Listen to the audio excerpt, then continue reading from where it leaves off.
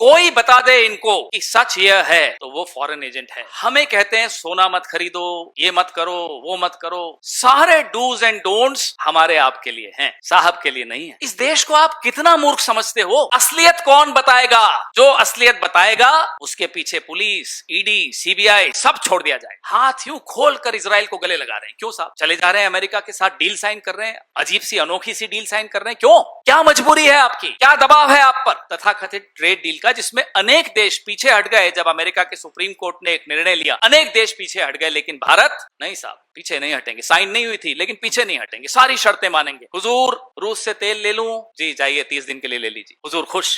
ये हमारे देश का स्वाभिमान के साथ खिलवाड़। फिर चले गए हुजूर, 16 मई आ गया, रूस से थोड़ा और तेल ले लूं? हाँ साहब ले लो। ये क्या मजाक बना रखा है? ऐसे देश चलाए जाते हैं, ऐसे रिश्ते रखे जाते हैं, ऐसे दबा जाता है किसी सुपर पावर से। वाहियात बातें हो रही हैं रोज सोशल मीडिया पर। मंत्री जा रहे हैं साहब मोटरसाइकिल पे जाएंगे, पीछे गाड़ियां चल रही हैं। क्या है? मजाक है। प्रधानमंत्री जी कहते हैं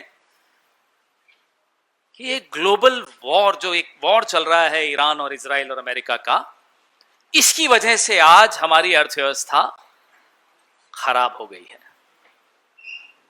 मानते हैं हम कि ये जो युद्ध है ये एक हार्ट अटैक है, लेकिन आप पहले ही अस्वस्थ थे, यू वर अनहेल्दी, और हम बार बार आपको चेतावनी दे रहे थे कि साहब अर्थव्यवस्था अस्वस्थ है। आज से नहीं दे रहे थे, पिछले 10 साल से कांग्रेस पार्टी, हमारे नेता राहुल गांधी, खरगे साहब, हम लोग तमाम लोग बार बार हर हफ्ते आंकड़ों के साथ, आंकड़े आप नहीं जारी करते हैं, आपकी आदत नहीं है आंकड़े जारी करने की, लेकिन जो सामने दिख रहा है वो देखते हुए हम आपको बार बार चेतावनी देते थे, अर्थव्यवस्था खत्म हो रही है, मरण शैया पर है, the economy is on it's death bed. तब आप नहीं मानते थे, तब आप कहते थे ये तो फॉरेन एजेंट है साहब, ये किसी के हाथों में खेल रहे हैं। कोई बता दे इनको कि सच यह है तो वो फॉरेन एजेंट है। झूठ सबसे ज्यादा किससे डरता है? झूठ को सबसे ज्यादा डर आईने से लगता है। आईना कौन होता है लोकतंत्र में? लोकतंत्र में आईना विपक्ष और मीडिया होता है। और आईने को तोड़ने का काम कौन कर रहा है पिछले 10 साल से? नरेंद्र मोदी की सरकार कर रही है। क्यों तोड़ना चाहते हैं आईना? ताकि सच नहीं देख सकें। कुछ आईने तो तोड़ दिए, कुछ आईने अभी नहीं टूटे। हम आईना दिखाएंगे और बार बार दिखाएंगे। 12 साल में प्रधानमंत्री जी प्रेस वार्ता क्यों नहीं करते? इसीलिए कि कहीं हमारे मुस्तैद निडर पत्रकार आईना ना दिखा दें। झूठ आईने से डरता है। नरेंद्र मोदी प्रेस कॉन्फ्रेंस से डरते हैं, नरेंद्र मोदी मीडिया से डरते हैं। बीच संकट के हम सबको नसीहत देकर, हमें किफायत की नसीहत दी, हमें बोला प्लीज सेव, हमें बोला खाना कम खाइए। पहले कहते थे पकोड़े तलिए रोजगार है, अब कहते हैं पकोड़े भी मत तलिए क्योंकि तेल महंगा है। खुद चले गए साहब विदेश यात्रा में, कमर्शियल फ्लाइट में नहीं गए, वो जो 8,500 करोड़ वाला हवाई जहाज है ना, उसमें गए। उससे पहले गुजरात में एक भारी भरकम रोड शो भी किया। हमें कहा अपने वाहनों में तेल मत डलवाइए।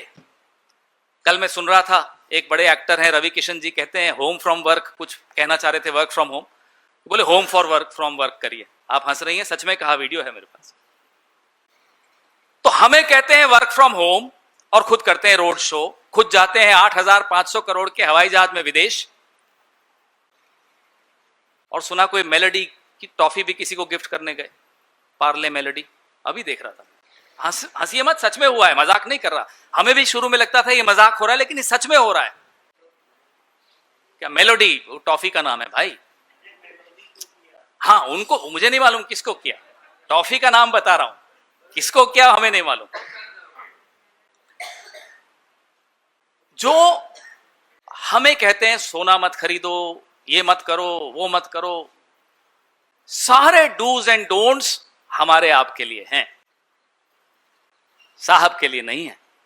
और वाहियात बातें हो रही हैं रोज सोशल मीडिया पर। मंत्री जा रहे हैं साहब, मोटरसाइकिल पे जाएंगे, पीछे गाड़ियां चल रही हैं। हमारे राजस्थान की एक नेता है, शताब्दी में गई, गाड़ियां वहां पहुंची जहां शताब्दी गई। क्या है, मजाक है? इस देश को आप कितना मूर्ख समझते हो?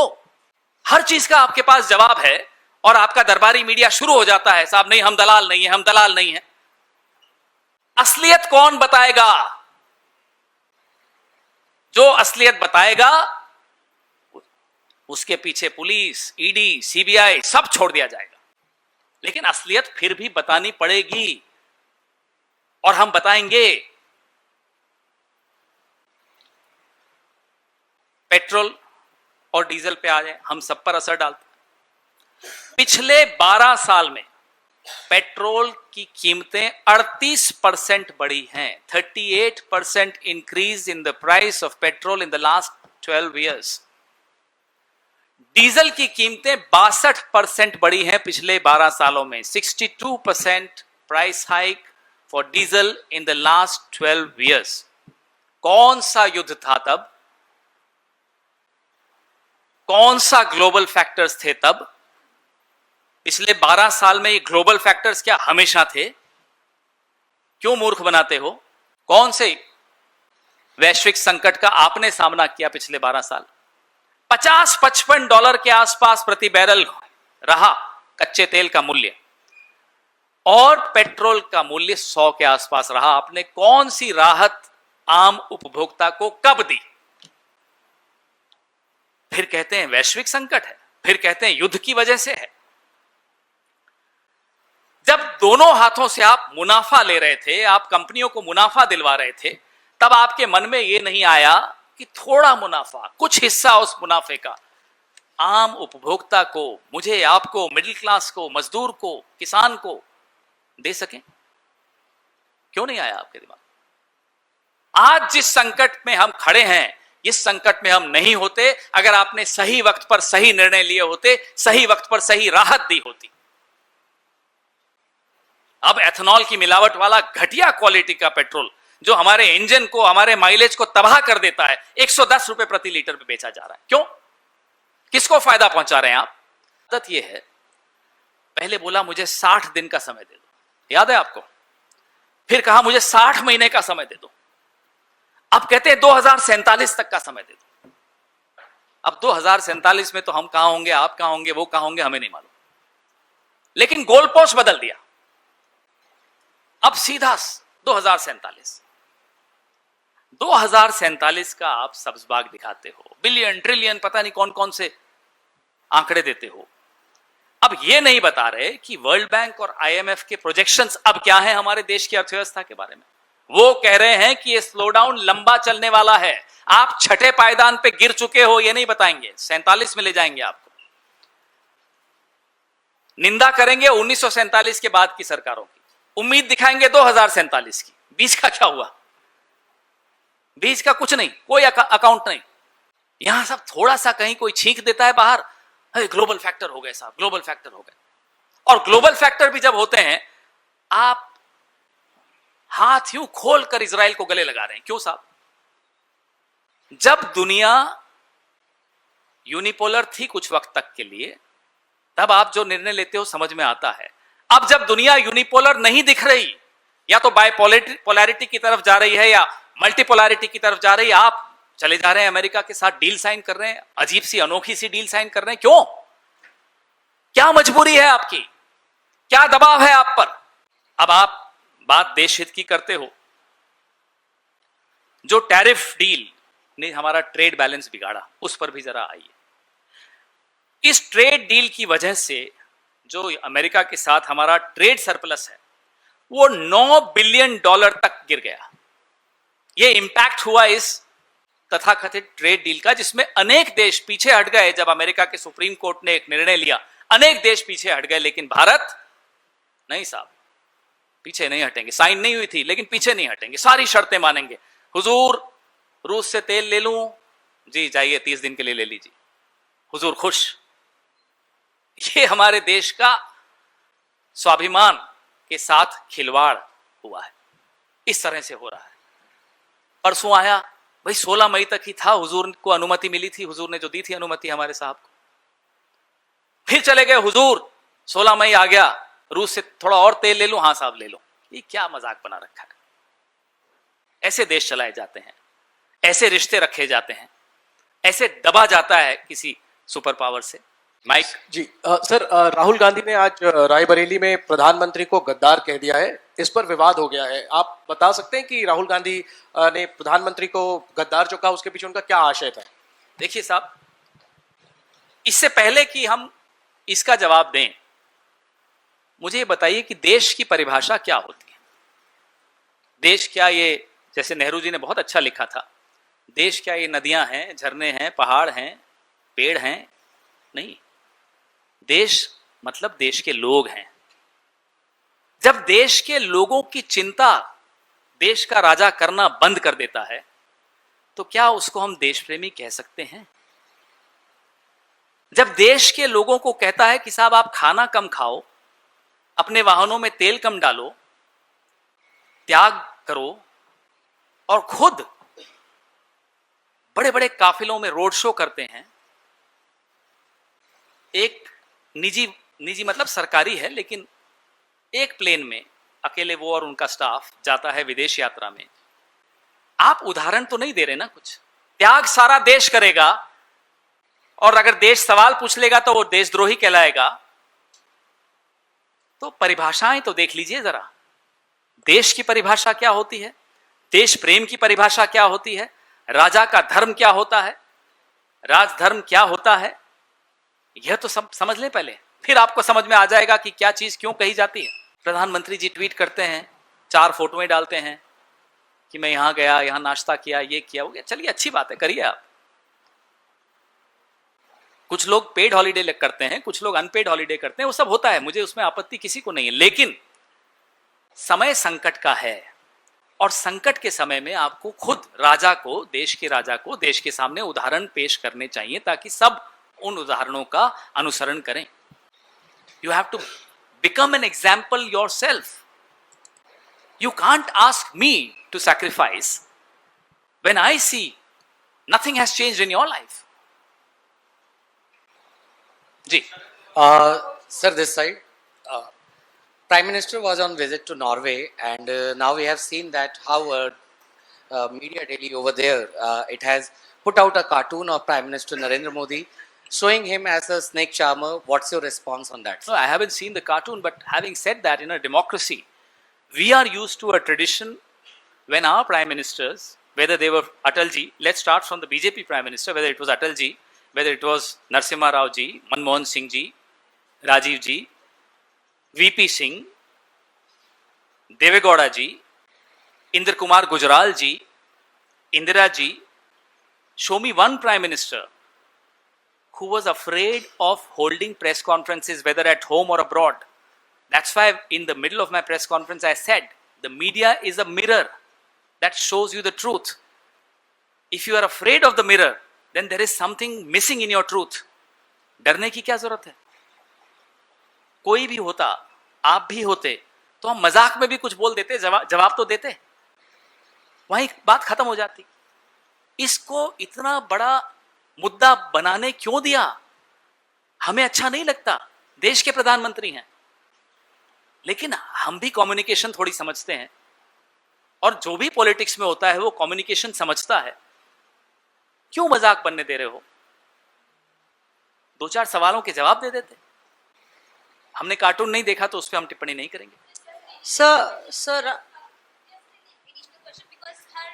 her social media account has also been suspended. Your own party members are linking it with that particular incident where she has asked a question from the Prime Minister. Do you also believe so that this account suspension is being done only because of that? Look, I have no idea about why and who has done the account suspension. I hope what you and I suspect is not true. Since you wanted me to also repeat the answer in English to the snake charmer thing. Sir, इसी जो राहुल गांधी का रायबरेली का दौरा है, जो उनका गद्दार वाला बयान है, उन्होंने ना सिर्फ प्रधानमंत्री नरेंद्र मोदी को गद्दार कहा है, उन्होंने कहा है कि आरएसएस वाले जब आपके घर में आए तो आप बोलिएगा कि पीएम भी गद्दार है, अमित शाह भी गद्दार है और आपका संगठन भी गद्दार है, देश को बेचने का काम आप लोग ने किया है। तो क्या कुड यू प्लीज देश में elaborate in English also, sir, and elaborate there this is reaction? there is a deep sense of anxiety in the country, in every section of the society. There is a deep sense of betrayal that people feel, people who voted for them especially. There is a deep sense of disappointment, sadness, anger. And as a responsible opposition party, we have to necessarily articulate that anger. What Mr. Gandhi said is less than what we hear on the streets about the government. आप ईमानदारी से camera on करके, mic on करके, बीच में edit किए बगैर सड़क पर जाके लोगों से पूछिएगा, आपको सच मालूम पड़ जाएगा। और वो सच जो राहुल जी ने कहा उससे कहीं ज्यादा कड़वा होगा। और कड़वा सुनने की क्षमता राजा में होनी चाहिए। मीठा मीठा तो पूरा ट्रोल आर्मी आपकी आईटी सेल करती रहती है, कड़वा जो बोलता है वही सच बोल रहा है। चुनाव जीतना और अर्थव्यवस्था ठीक करना एक बात नहीं होती। चुनाव कैसे जीतते हैं हम लोग बार बार सवाल उठाते रहते हैं, बार बार उठाएंगे। ये बड़ी अच्छी आर्गुमेंट है आपकी, चुनाव जीत गए साहब, बिल्कुल सही है। हिटलर को 99.4% वोट मिले थे, चुनाव जीत के हिटलर बना था वो। मतलब क्या हुआ इसका? नहीं, हम ये नहीं कह रहे, आप चुनाव की बात कर रहे हैं, हम तो जो कहेंगे कहते रहेंगे, कहेंगे आगे भी मोदी जी के लिए। लेकिन चुनाव जीतने को आप एक यार्डस्टिक बना के चल दें और उसके बाद कहें कि सब खून माफ, 100 खून माफ, अर्थव्यवस्था खत्म हो जाए, कोई बात नहीं, चुनाव जीत रहे हैं साहब, ये कहां की बात है? मीडिया आपके कब्जे में, सारी संस्थाएं आपके कब्जे में, चुनाव आयोग तो जेब में। आपने देखा सीबीआई डायरेक्टर की प्रक्रिया, कोर्ट में अभी चल रहा है, मुख्य चुनाव आयुक्त की चयन की प्रक्रिया सुप्रीम कोर्ट में चल रही है, सब कुछ आपके कब्जे में। और फिर कहते हो हम चुनाव जीत रहे हैं, हमारे हाथ पांव बांध दो। और कोई आप दौड़ नहीं पा रहे साहब, हम इंसान है ना, नहीं दौड़ पा रहे, खोलिए ना रस्सी, फिर देखते हैं, आपको दिखाते भी हैं। मेरा सवाल यह है कि आज जब देश भर में एक पेट्रोल, डीजल और ईंधन की इतना बड़ा संकट दिखाया भी जा रहा है और है भी, और कई प्रदेशों से तस्वीर आ रही है कि पेट्रोल पंप के बाहर लंबी लंबी कतारें लगी हुई है। देश में एक उद्योगपति आज भी हैं जो क्रूड ऑयल मंगवा रहे हैं और देश में वो नहीं करके वो एक्सपोर्ट कर रहे हैं। इसका जिक्र आज राहुल गांधी ने भी रायबरेली में बिल्कुल किया। सही है। तो हम कह ही रहे हैं कि देश की बजाय आप दोस्तों की चिंता है आपको। अदानी अंबानी के अलावा कोई एक दो और होंगे, मुझे नहीं मालूम सबके नाम, एक एबीसीडी नई बननी चाहिए, किसी की चिंता है ही नहीं। हम बार बार कहते हैं जो लाभ कंपनियों ने अर्जित किया जब तेल सस्ता था, वो लाभ आपने लोगों को नहीं दिया। प्राइवेट सेक्टर में जो कंपनीज हैं उनका लेखा जोखा सबके सामने रखिए। पवन जी, जिस तरह से आपने कहा अमृतकाल की बात की, अमृतकाल आपको लगता नहीं सरकारी प्रचार बन गया, जनता को उसका वास्तविक लाभ नहीं मिल पा रहा? दूसरा सवाल, केंद्र सरकार लगातार मुफ्त राशन कल्याणकारी योजनाओं का हवाला देती है, क्या यह सरकार की जो है अमृतकाल की मजबूती का संकेत है या बढ़ती गरीबी? ये मजबूती का नहीं, मजबूरी का संकेत है। आप हाथ यूं करके प्रधानमंत्री जब कहते हैं कि मैं 5 किलो चावल दे रहा हूं, आप नहीं दे रहे साहब, ये भी हमारा ही आपका पैसा है, प्रधानमंत्री का पैसा नहीं है, लेकिन हाथ यूं होता है। आप सोच लीजिए मानसिकता क्या है। ये सिर्फ वेलफेयर स्कीम्स पर आधारित अर्थव्यवस्था नहीं होनी चाहिए। वह अर्थव्यवस्था ग्रोथ पर भी आधारित होती है, ग्रोथ के साथ वेलफेयर स्कीम्स समझ में आती हैं।